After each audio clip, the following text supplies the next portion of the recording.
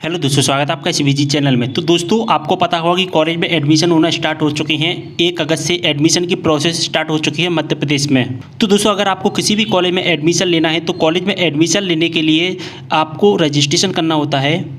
दोस्तों, चाहे आप बीए बीकॉम बीएससी या एमए एमएससी में एडमिशन लेना चाहते हैं, सभी का सेम प्रोसेस रहता है। तो इसके लिए आपको सबसे पहले एक रजिस्ट्रेशन करना होता है। जी हाँ दोस्तों, ई प्रवेश पोर्टल के माध्यम से हमको रजिस्ट्रेशन करना होता है। रजिस्ट्रेशन होना स्टार्ट हो चुकी है, ठीक है। अब दोस्तों, कॉलेज में एडमिशन लेने के लिए हमको रजिस्ट्रेशन कैसे करना है, पूरी इन्फॉर्मेशन बताऊंगा। वीडियो लेंथी जरूर हो जाएगा, लेकिन आपको सब कुछ अच्छे से समझ में आएगा। दोस्तों, कॉलेज में एडमिशन लेने के लिए सबसे पहले आपको इसकी ऑफिशियल वेबसाइट पर आ जाना है। इसकी ऑफिशियल वेबसाइट का लिंक आपको डिस्क्रिप्शन बॉक्स में मिल जाएगा। जैसे ही आप इसकी ऑफिशियल वेबसाइट पर आते हैं दोस्तों, अगर आपको बीए बीकॉम बीएससी में एडमिशन लेना है, जी हाँ दोस्तों, अगर आप बीए बीकॉम बीएससी या बीएलआई में एडमिशन लेना चाहते हैं तो आप इस लिंक के माध्यम से रजिस्ट्रेशन कर पाएंगे। अगर आप एमए एमकॉम एमएससी में एडमिशन लेना चाहते हैं तो आप इस लिंक के माध्यम से रजिस्ट्रेशन कर पाएंगे। तो दोस्तों, हम यहाँ पर बीए बीकॉम बीएससी बीएलआईबी का रजिस्ट्रेशन करके देख लेते हैं, बीएलएलबी का। तो इसके लिए हमको इस पर क्लिक करना है। यहाँ से हम इस पर क्लिक कर देते हैं।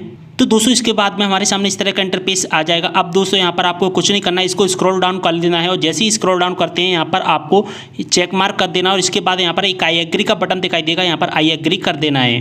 तो दोस्तों, इसके बाद आपके सामने रजिस्ट्रेशन का पेज ओपन होकर आ जाएगा।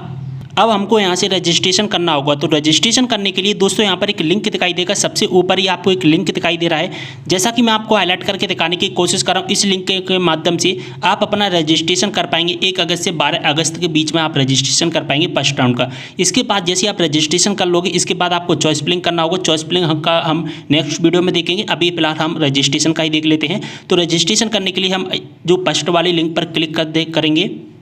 तो दोस्तों, इसके बाद हमारे सामने इस तरह का इंटरफेस आ जाएगा। अब हमको यहाँ पर क्या करना है, यहाँ पर हमसे पूछेगा क्या आपने 12th क्लास माध्यमिक शिक्षा मंडल, क्या आपने 12th क्लास ओपन बुक, क्या आपने 12th क्लास सीबीएसई बोर्ड से किया है। जी हाँ दोस्तों, मैंने जो 3 बोर्ड के नाम बताए हैं, अगर आपने 12th क्लास अगर इन तीनों बोर्ड में से किसी एक बोर्ड में किया है, बोर्ड से किया है, तो दोस्तों आपको यहाँ पर इसको यहाँ से यस कर देना है। यस पर चेक मार्क करना है।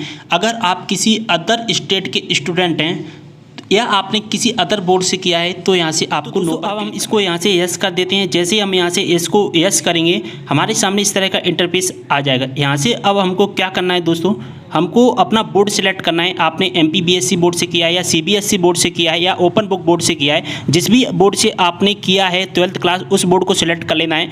यहाँ से हम अपना मध्य प्रदेश बोर्ड सिलेक्ट कर रहे हैं, ठीक है। जैसे ही हम अपना मध्य प्रदेश बोर्ड सिलेक्ट करेंगे, इसके बाद में आपने किस ईयर में 12th क्लास पास आउट किया है वो डालना है। इसके बाद 12th का रोल नंबर, इसके बाद में आपको अपना मदर्स नेम। लेकिन दोस्तों, अगर आपने सीबीएसई बोर्ड से किया है, जी हाँ दोस्तों, अगर आपने सीबीएसई बोर्ड से किया है तो दोस्तों यहाँ पर मदर्स नेम की जगह पर आपको अपना कैंडिडेट का नेम डालना होगा, यानी कि आपको अपना खुद का नाम यहाँ पर डालना होगा। अगर यहाँ से आप मध्य प्रदेश बोर्ड या ओपन बोर्ड को सिलेक्ट करेंगे तो यहाँ पर मदर्स नेम डलेगा। और अगर आप सीबीएसई बोर्ड को सिलेक्ट करेंगे तो यहाँ पर आपको अपना कैंडिडेट नेम यानी कि आपका खुद का नाम यहाँ पर डालना है। इसके बाद गेट डिटेल्स पर क्लिक कर देना है। लेकिन दोस्तों, अगर आप अदर राज्य के स्टूडेंट हैं, किसी अदर राज्य के स्टूडेंट है, तो यहाँ से आपको नो पर, यहाँ से आपको इस तरह से नो पर क्लिक करना है। और जैसे ही आप इस पर नो पर क्लिक करेंगे, आपके सामने इस तरह का इंटरफेस आ जाएगा। जैसा कि आप देख पा रहे हैं, यहाँ पर आपका फॉर्म ओपन होकर आ जाएगा। लेकिन दोस्तों, ये फॉर्म है दोस्तों, पूरा ब्लैंक फॉर्म आएगा, यानी कि आपको फिल करना होगा। लेकिन दोस्तों, अगर आप एमपी बोर्ड के स्टूडेंट होंगे तो यहाँ पर आपकी पूरी डिटेल्स ऑटोमेटिक फिल की हुई आएगी, यानी कि आपको कुछ भी भरने की। जैसा कि आप देख पा रहे हैं, जैसे ही हम अपना गेट डिटेल्स पर क्लिक करेंगे, ठीक है, हमने यहाँ पर गेट डिटेल्स पर क्लिक किया है। और जैसे ही हमने गेट डिटेल्स पर क्लिक किया, हमारा यहाँ पर फॉर्म ओपन होकर आ चुका है। जैसा कि आप देख पा रहे हैं, हमारा फॉर्म पूरा ओपन हो चुकर आ चुका है। अब यहाँ पर आपको क्या दिखाई देने वाला है वो यहाँ पर समझ लीजिए दोस्तों, पूरा का पूरा इन्फॉर्मेशन। देखिए दोस्तों, यहाँ पर आपका फॉर्म है यस, यानी कि वेरिफिकेशन हो चुका है। अब आपको अपना फॉर्म के वेरिफिकेशन कराने की कोई भी आवश्यकता नहीं है। आपके बोर्ड के द्वारा आपका फॉर्म वेरिफिकेशन हो चुका है और आपने 12th क्लास में क्या लिया था वो यहाँ पर आपको दिखाई देगा, ठीक है। इसके बाद में आपका आवेदक का नाम, माता का नाम, आपका नाम दिखाई देगा और आपका पिता का नाम यहाँ पर आपको दिखाई देना है। अब यहाँ पर हमको अपनी डेट ऑफ बर्थ फिल करनी है। जो भी हमारी डेट ऑफ बर्थ है वो हमको अपनी डेट ऑफ बर्थ डाल देनी है, जो भी हमारी डेट ऑफ बर्थ है। और इसके बाद में यहाँ पर हमको अपनी कंफर्म डेट ऑफ बर्थ भी डाल देना है, ठीक है। तो हमने यहाँ पर अपनी कंफर्म डेट ऑफ बर्थ भी यहाँ पर फिल कर देते हैं। इसके बाद में यानी कि हम अपनी डेट ऑफ बर्थ को डाल देंगे। तो डेट ऑफ बर्थ को डालने के बाद में हमको अपना जेंडर सेलेक्ट करना है, मेल या फीमेल। और जेंडर सेलेक्ट करने के बाद में आपको कंफर्म करना होगा मेल और फीमेल। अगर आप मेल कैंडिडेट हैं तो 100 रुपये लगेंगे, और अगर आप फीमेल के कैंडिडेट हैं तो फिर आपको फ्री फॉर्म रहेगा। इसके बाद में हमको रिलीजन सेलेक्ट करना है। हिंदू या मुस्लिम जो भी हैं आप वो सिलेक्ट कर लीजिए। इसके बाद में आपको अपना ब्लड ग्रुप, अगर आपको ब्लड ग्रुप नहीं पता है आपको, तो अपना नोट नाउन पर क्लिक कर देना है। इसके बाद में वैवाहिक स्थिति, यानी कि आप सिंगल हैं या आपकी शादी हो चुकी है, वो यहाँ पर फिल कर देना है, ठीक है। इसके बाद में आपको क्या करना है, आपको अपना समग्र आईडी फिल करना होगा। अगर आपके पास में समग्र आईडी है तो यहाँ पर डाल दीजिए, अगर समग्र आईडी नहीं है तो इसको छोड़ दीजिए, ओके। इसके बाद में दोस्तों समग्र आईडी के बाद में आपको ईमेल आईडी है, अगर आपके पास में ईमेल आईडी है तो ईमेल आईडी डाल दीजिए, और अगर आपके पास में ईमेल आईडी नहीं है तो इसको भी आप ब्लैंक छोड़ सकते हैं। इसके बाद में आपको अपना मोबाइल नंबर डालना होगा, ठीक है। आपको अपना ऐसा मोबाइल नंबर डालना है जो आपको हमेशा काम आए। जी हाँ दोस्तों, आपको हमेशा काम आए ऐसा मोबाइल नंबर डालना है। जब तक आपका एडमिशन नहीं हो जाता है तब तक आपको अपना एडमिशन में परेशानी नहीं आए, ऐसा आपको जो कि मोबाइल नंबर डालना है, ऐसा नहीं डालना है कि वो बीच में ही बंद हो जाए, आपका एडमिशन ही नहीं हो पाए, तो प्रॉब्लम हो सकती है, क्योंकि इस मोबाइल नंबर की हमको बहुत ज़्यादा आवश्यकता पड़ने वाली है एडमिशन में, ठीक है। इसके बाद में हमने एडमिशन, जैसे हमने अपना मोबाइल नंबर डाला, वेरीफाई पर किया, ये पेज जो कि पूरा का पूरा रिफ्रेश हो जाएगा। रिफ्रेश होने के बाद में आपके मोबाइल नंबर पर दोस्तों एक OTP आया होगा, उस OTP को यहाँ पर डाल देना है और 4 डिजिट में वो OTP आया होगा। जी हाँ दोस्तों, आपका जो OTP आया है वो 4 डिजिट में आया है। इसके बाद में यहाँ पर वेरीफाई पर क्लिक कर देना है। इसके बाद आपका फॉर्म वेरीफाई हो जाएगा। दोस्तों इसके बाद हमारे सामने इस तरह का इंटरफेस आ जाएगा। जैसे ही हमने अपना मोबाइल नंबर वेरीफाई किया, वेरीफाई होने के बाद इस तरह का इंटरफेस आपको दिखाई देने वाला है। अब दोस्तों आपको अपना पासवर्ड क्रिएट करना होगा। जी हाँ दोस्तों, जो आपको अपना पासवर्ड बनाना है वो आपको पासवर्ड बनाना होगा, और पासवर्ड कैसा बनाना है वो यहाँ पर दिखाई दे रहा है। आपको इस तरह का आपको पासवर्ड बनाना होगा। पासवर्ड 6 कैरेक्टर से लेकर 15 कैरेक्टर के बीच में होना चाहिए। इसमें कम से कम एक अल्फ़ाबेट और एक नंबर होना चाहिए। यानी कि आप पासवर्ड बनाने का तरीका समझ लीजिए, आपको पासवर्ड कैसा बनाना है। देखिए मेरा नाम शुभम है, तो हमने शुभम का S ले लिया और बाकी के जो कैपिटल ले लेंगे, ठीक है। इसके बाद में हमको एक स्पेशल कैरेक्टर लेना है, तो यहाँ से हमने @ लगा लिया, जो जीमेल के बाद में @gmail.com लगाते हैं वो वाला @ लगा देना है, और इसके बाद में नंबर ले लेना है 1 2 3 4। तो इस तरह का हमको अपना पासवर्ड क्रिएट कर लेना है, ठीक है। तो पासवर्ड यहाँ पर हमको फिल कर देना है। तो दोस्तों जैसा कि आप देख पा रहे हैं, हमने यहाँ पर पासवर्ड डाल दीजिए है, और पासवर्ड डालने के बाद में हमने यहाँ पर कंफर्म पासवर्ड कर दिया है। इसके बाद में हम सेव एंड नेक्स्ट पर क्लिक करेंगे, ठीक है। जैसे ही हम सेव एंड नेक्स्ट पर क्लिक करेंगे हम एक नए इंटरफेस पर पहुँच जाएंगे, यानी कि जो इसका सेकंड पेज है, सेकंड प्रोसेस पर हम इसका विजिट कर जाएंगे, ठीक है। अब दोस्तों हमको अपनी कॉन्टैक्ट डिटेल्स डालनी होंगी। जी हाँ दोस्तों, हमको अपनी कॉन्टैक्ट डिटेल्स फिल करनी होंगी। कॉन्टैक्ट डिटेल्स में सबसे पहले आपको यहाँ पर समझ लीजिए, आपका जो रजिस्ट्रेशन नंबर है वो आ चुका है। इस रजिस्ट्रेशन नंबर को कहीं पर नोट डाउन करके रख लेना है, ठीक है। इसके बाद में आप इस पेज को देख सकते हैं, इस तरह की आपको अपना एड्रेस फिल करना है। इसमें केवल और केवल आपको अपना एड्रेस ही फिल करना है, और यहाँ पर आपको कुछ भी फिल नहीं करना है, ठीक है। इसके बाद में देखिए यहाँ पर इंडियन, आपको इंडियन सेलेक्ट कर लेना है। इंडियन सेलेक्ट करने के बाद में आपको यहाँ पर जो भी एड्रेस होता है आपका, वो यहाँ पर आपको अपना एड्रेस डालना है। तो आपको एड्रेस डालने में तो कोई परेशानी नहीं होगी, एड्रेस डालने का तो सिंपल तरीका ही होता है। तो यहाँ पर हमको अपना एड्रेस फिल कर देना है, और मैं यहाँ पर एड्रेस फिल कर देता हूँ आपका। आप जल्दी से इस तरह का मैं आपको एड्रेस फिल करके आपको बता देता हूँ, ठीक है। तो यहाँ से हमने अपना एड्रेस फिल कर दिया है। अब दोस्तों यहाँ पर हमको चेक मार्क कर देना है, ठीक है। यहाँ से हम चेक मार्क कर देंगे तो जो भी हमारा एड्रेस होगा वो एड्रेस यहाँ पर नीचे वाले कॉलम में ऑटोमेटिकली पहुँच जाएगा। तो यहाँ से हमने इसको चेक मार्क कर दिया है, और चेक मार्क करने के बाद में हमारा जो एड्रेस है वो यहाँ पर आ चुका है। इसके बाद में हमको सेव एंड नेक्स्ट पर क्लिक कर देना है। इसके बाद हमारा सेकंड स्टेप हमारे सामने आ जाएगा, थर्ड स्टेप हमारे सामने आ जाएगा। इसमें हमको दोस्तों क्या फिल करना होगा, रिजर्वेशन एंड वेटेज। जी हाँ दोस्तों, इसमें हमको रिजर्वेशन एंड वेटेज का ऑप्शंस करना है। इसके बाद में आपको क्या करना है, यहाँ पर मध्य प्रदेश के मूल निवासी में यहाँ पर आपको सिलेक्ट कर लेना है यस। इसके बाद में अल्पसंख्यक, क्या आपकी कैटेगरी अल्पसंख्यक यानी कि माइनॉरिटी के अंतर्गत आती है, नॉन माइनॉरिटी के अंतर्गत आती है। जैसे कि जैन समुदाय नॉन माइनॉरिटी के अंतर्गत आता है, तो नॉन माइनॉरिटी यहाँ पर क्लिक कर दीजिए। इसके बाद में आपको श्रेणी सिलेक्ट करना है, general category, general EWS category, जो भी आपकी कैटेगरी है वो यहाँ पर सिलेक्ट कर लीजिए, और यहाँ पर श्रेणी की पुष्टि कर देना है, ठीक है। देखिए दोस्तों, जब आप जनरल कैटेगरी सेलेक्ट करेंगे तो यहाँ पर आपको और कुछ ऑप्शंस नहीं आएंगे, लेकिन दोस्तों यहाँ पर आप अगर OBC कैटेगरी को सिलेक्ट करेंगे तो आपके सामने यहाँ पर कुछ ऑप्शंस दिखाई देंगे। जैसा कि आप देख पा रहे हैं, यहाँ पर आपको अपने परिवार की वार्षिक आय 8 लाख से अधिक है तो यहाँ पर यस करना है, अगर नहीं है तो नो कर देना है। और यहाँ पर अपना आय प्रमाण पत्र भी यहाँ पर आपको अपना सबमिट करना होगा, जाति प्रमाण पत्र। अगर आप SC के स्टूडेंट हैं या ST के स्टूडेंट हैं तो भी यहाँ पर आपको अपना जाति प्रमाण पत्र बुक जो कि सबमिट करना होगा। इसके बाद में कुल वार्षिक आय यहाँ पर लगानी है। हम जनरल कैटेगरी के अंतर्गत तो यहाँ पर हमने जनरल सेलेक्ट कर लिया। इसके बाद में कुल वार्षिक आय, आपकी जो भी वार्षिक आय होती है वो सिलेक्ट कर लीजिए। इसके बाद में आपको संवर्ग डालना है, यानी कि आप हैंडीकैप्ड स्टूडेंट है तो यस कर दीजिए, अगर नहीं है तो नो कर देना है। इसके बाद में संवर्ग क्लास यहाँ पर नन आपको सिलेक्ट कर लेना और कुछ नहीं करना है। इसके बाद में क्या आपके पास में कोई एक वेटेज के लिए एलिजिबल हैं। वेटेज का क्या मतलब, क्या आपके पास में कोई उपयोगिता है जिसको आप यहाँ पर फिल कर सकें। यानी कि आपके पास में, जैसा कि आप अगर यहाँ से यस करेंगे तो आपके पास में एनसीसी, स्काउट गार्ड, एसएसएस वगैरह है तो यहाँ से यस कर देना है। अगर आपके पास में नहीं है तो इनको नो कर दीजिए। अगर आपके पास में इनके सर्टिफिकेट हैं एनसीसी, एनएसएस, जैसा कि आपने 12th क्लास में किया होगा, खेल कूद वगैरह इनके सर्टिफिकेट हैं, तभी आपको यहाँ से यस करना है। अन्यथा आपको यहाँ से इनको केवल और केवल क्या करना है, केवल और केवल आपको यहाँ पर नो ही करना है। अगर आपके पास सर्टिफिकेट है तो यहाँ पर यस करिए, हम यहाँ से नो कर देंगे। इसके बाद में विशेष प्रोत्साहन में भी अगर आपके पास में विशेष खेल कूद होती हैं जो कि स्टेट लेवल, नेशनल लेवल पर होते हैं, अगर इनकी सर्टिफिकेट है आपके पास तो यहाँ से यस करना है, नहीं तो हमको नो कर देना है। ठीक है, इसके बाद हम यहाँ से सेव एंड नेक्स्ट पर क्लिक करेंगे। तो दोस्तों अब हम सेव एंड नेक्स्ट पर यहाँ पर क्लिक करते हैं। जैसे ही हम सेव एंड नेक्स्ट पर क्लिक करेंगे हमारे सामने एक नया इंटरफेस आने लगेगा।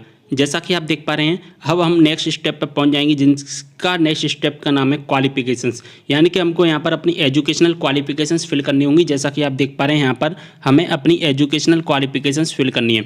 अब एजुकेशनल क्वालिफिकेशंस में हमको क्या करना है, हमारा रोल नंबर जो हमने 12th क्लास का अभी हमने फिल किया था अभी थोड़ी देर पहले, वही चीज़ें ऑटोमेटिक यहाँ पर आपको दिखाई देंगी। जैसा कि आप देख पा रहे हैं 12th क्लास का रोल नंबर, यहाँ पर परीक्षा का वर्ष, यहाँ पर आपने कब किया था 12th क्लास वो, और आपका अगर रिजल्ट क्या है अब वो यहाँ पर रिजल्ट डालना होगा। अगर आप अपना रोल नंबर और यहाँ पर ईयर्स जो कि चेंज करना चाहते हैं, इनको आप चेंज भी कर सकते हैं। ठीक है, यहाँ से आपका रिजल्ट क्या है, पास है, सप्लीमेंट्री, वैसे इस बार सभी का रिजल्ट पास ही होना है। और इसके बाद में विषय समूह आपने किस समूह से किया है, 12th यानी कि मैथ्स से किया है, बायो से किया, जिससे भी आपने किया वो यहाँ पर सिलेक्ट कर ली। इसके बाद मंडल का नाम है तो यहाँ पर आपको दिखाई देगा, यहाँ पर आपको परसेंटेज आपको सिलेक्ट कर लेना है। ठीक है, अब यहाँ पर आपको अपनी परसेंटेज फिल करनी होंगी, आपके कितने मार्क मिले थे आपको, तो यहाँ पर हमको परसेंट डालनी है, हमको कितने मार्क मिले थे 12th क्लास में वो यहाँ पर डालना है। हमको 400 मार्क मिले हैं और यहाँ पर 500 में से टोटल हमारी जो परसेंटेज हो जाती है वो 80% है। और यहाँ पर जो परसेंटेज जिस मेथड से आपको यहाँ पर परसेंटेज दिखाई दे रहा है जिस टाइप से, तो उसी टाइप से यहाँ पर भी आपको अपनी परसेंटेज फिल कर देनी है। इसके बाद में अगर आपके पास में अतिरिक्त सब्जेक्ट है, यानी कि आपने अगर मैथ के अलावा और कोई भी सब्जेक्ट यानी कि बायो वगैरह लिया है तो यहाँ पर आपको यस करना है, अन्यथा आपको इसको नो कर देना है। अगर आप यहाँ से यस कर देंगे तो यहाँ पर आपका जो भी एडिशनल सब्जेक्ट है उसकी आपको यहाँ पर जानकारी यहाँ पर अपलोड करनी होंगी। जैसा कि मैथ के साथ में बायोलॉजी आता है तो यहाँ पर बायोलॉजी एक ही सब्जेक्ट दिखाई दे रहा है, बायोलॉजी में आपके कितने क्या नंबर हैं वो यहाँ पर आपको डालना होगा। हमने यहाँ पर नहीं लिया है तो यहाँ पर नो कर देंगे। और इसके बाद में दोस्तों हम सेव एंड नेक्स्ट करेंगे और हम जो कि एक नेक्स्ट पेज पर विजिट कर जाएंगे। और यहाँ पर आपको अब कुछ भी नहीं करना। जैसे ही हमने यहाँ पर सेव एंड नेक्स्ट किया, हमारे सामने फोटो एंड सिग्नेचर अपलोड करने का ऑप्शन आ जाएगा। अब दोस्तों हमको यहाँ पर अपने फोटो एंड सिग्नेचर यहाँ पर अपलोड करने हैं। फ़ोटो का जो साइज़ होना चाहिए, आप 150 KB से ज़्यादा अपना फ़ोटो यहाँ पर अपलोड नहीं कर पाएंगे। ठीक है, 150 KB से ज़्यादा आप अपना फ़ोटो अपलोड नहीं कर पाएंगे।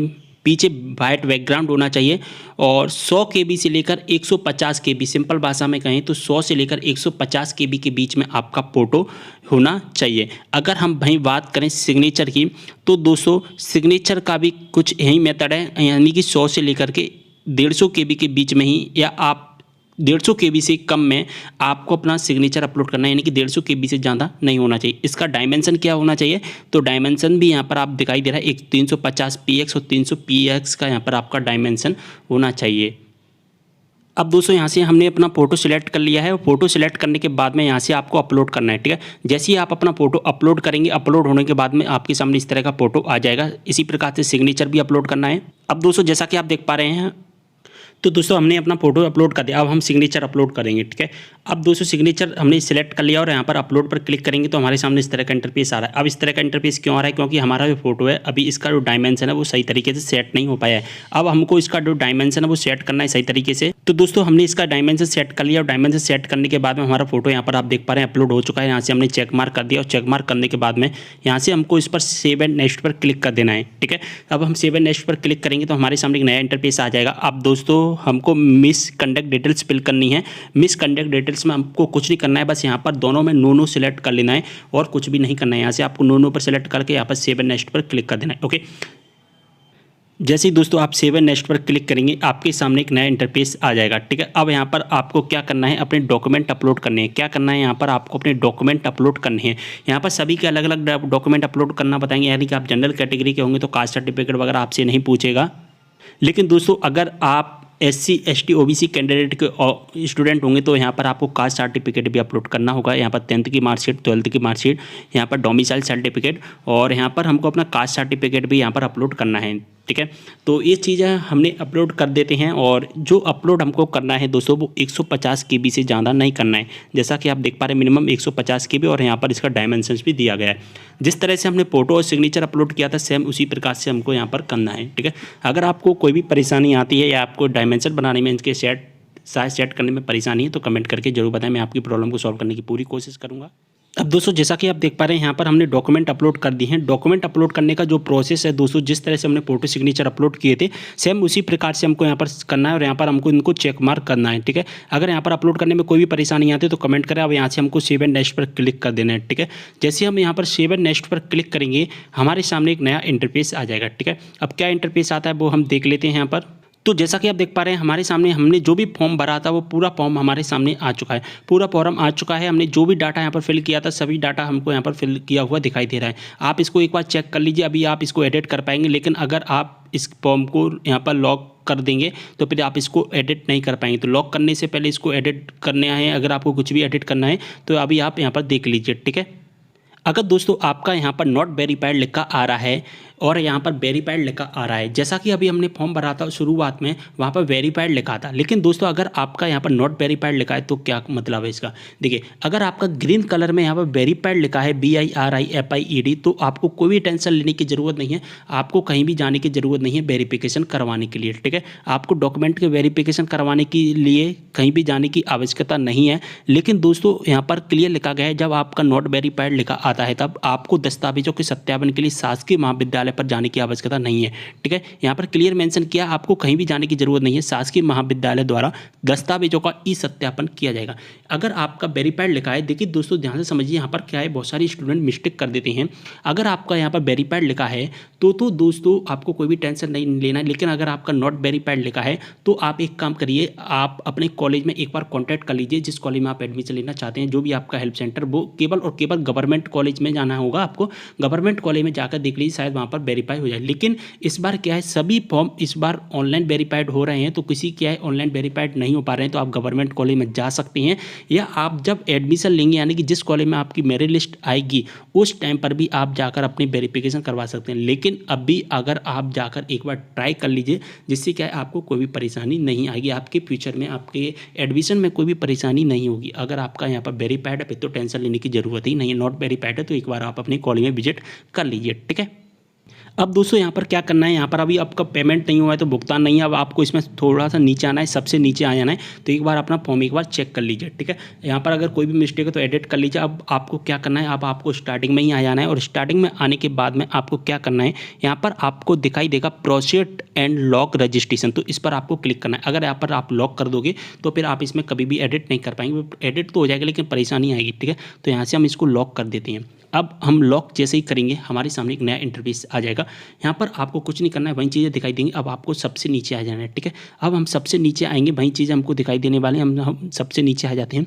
जैसे हम यहाँ पर सबसे नीचे आते हैं दोस्तों, यहाँ पर हमको दिखाई देता है प्रोसीड टू पे रजिस्ट्रेशन फी, तो हमको इस पर क्लिक करना है। अब हमको अपना पेमेंट करना है। तो अगर आप बॉयज़ हैं यानी कि लड़के हैं, मेल हैं, तो यहाँ पर 100 रुपये का पेमेंट करना है। अगर आप फीमेल हैं तो आपको कोई भी पेमेंट नहीं करना है, उनका फ्री फॉर्म रहता है। ठीक है, अब हमको यहाँ पर प्रोसीड टू पे एंड रजिस्ट्रेशन फी पर क्लिक करना है। यहाँ से हम इस पर जैसे ही क्लिक करेंगे हमारे सामने एक नया इंटरफेस आने लगेगा। जैसा कि हम इस पर क्लिक करेंगे वैसे हमारे पास एक नया इंटरफेस आ जाएगा, यानी कि हम पेमेंट की वेबसाइट पर पहुँच जाएंगे जहाँ से हमको पेमेंट करना होगा। जी हाँ दोस्तों, वहाँ से हमको पेमेंट करना है और पेमेंट करने के लिए बहुत सारे ऑप्शंस, तो जैसा कि आप देख पा रहे हैं हमारे सामने बहुत सारे जो ऑप्शंस आ चुके हैं, net banking, debit credit card, IMPS, UPI wallet, जिसके माध्यम से आपको पेमेंट करना है उसके माध्यम से आप अपना पेमेंट कर सकते हैं। ओके, जैसे ही आप अपना पेमेंट कर लोगे आप अपने फॉर्म का प्रिंट आउट निकाल लीजिए और प्रिंट आउट निकालने के बाद में आप इसका चॉइस फिलिंग करना है। अब चॉइस फिलिंग का वीडियो जल्दी अपलोड कर दिया जाएगा, जिससे क्या आपको कोई भी परेशानी नहीं होगी। उम्मीद कर रहा हूँ पूरी इन्फॉर्मेशन समझ में आ गई होगी। अगर आपको कोई भी डाउट है कमेंट करें, साथ ही इंस्टाग्राम पर फॉलो कर लेना। जो भी आपके डाउट है आप मुझसे इंस्टाग्राम पर अपने डाउट पूछ सकते हैं। इंस्टाग्राम का लिंक आपको डिस्क्रिप्शन बॉक्स में प्रोवाइड करा दूंगा, तो इंस्टाग्राम का लिंक आपको डिस्क्रिप्शन बॉक्स में मिल जाएगा। जो भी आपके डाउट है इंस्टाग्राम पर आप मुझसे पर्सनली जुड़कर मुझसे आप अपने डाउट पूछ सकते हो। मैं आपकी प्रॉब्लम को पूरी सॉल्व करने की पूरी कोशिश करूँगा। तो दोस्तों उम्मीद कर रहा हूँ वीडियो आपको पसंद आया। वीडियो को पसंद आया है तो वीडियो को लाइक कर देना, शेयर कर देना। मिलते हैं इस वीडियो के साथ, तब तक के लिए बाय।